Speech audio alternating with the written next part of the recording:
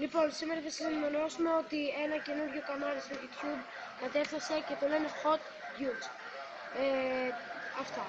Λοιπόν, το πρώτο όπλο είναι το χειρότερο που έχουμε εδώ πέρα. Είναι το πιστόλι Mi 3000, είναι ένα τέλειο πιστόλι. Αλλά είναι, όταν λέω χειρότερο εννοώ το πιο αδύνατο εδώ πέρα. Και είναι ο γεμιστήρας του με 9 μπίλιες.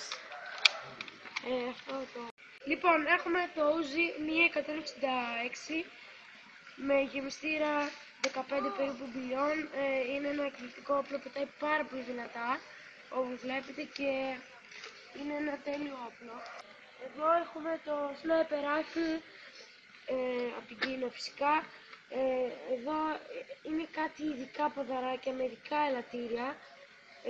Εκπληκτικό, στόχαστρο, υπέροχο, πάρα πολύ δυνατό όπλο. Αν μας επιτύχει σε μελενιάζει.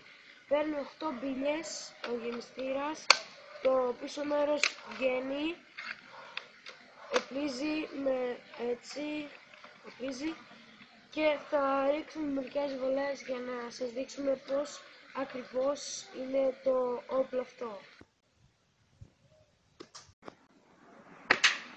Ακούσατε την πέτυχα την κολόνα με το σνάιπερ.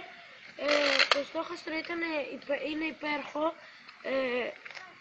Αν πετύχεις εδώ στην τρύπα ακριβώς, πάει ακριβώς η μπίλια και δεν χρειάζεται να σχέδιζεις με πονηριά ή με κόλπα ή κάτι τέτοιο. Τώρα θα ρίξουμε με το Uzi και με όλα τα άλλα.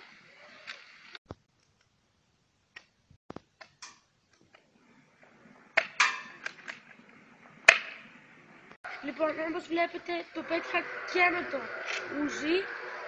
Τώρα θα προσπαθήσω να το πετύχω με το πιστόλι και ελπίζω να τα καταφέρω, γιατί δεν είναι εύκολο.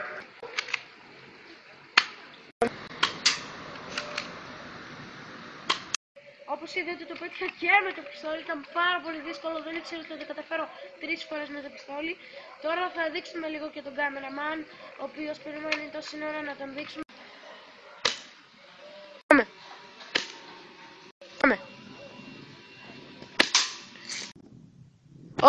Τώρα θα ρίξει με το Uzi ο κάμεραμαν μας για να δούμε.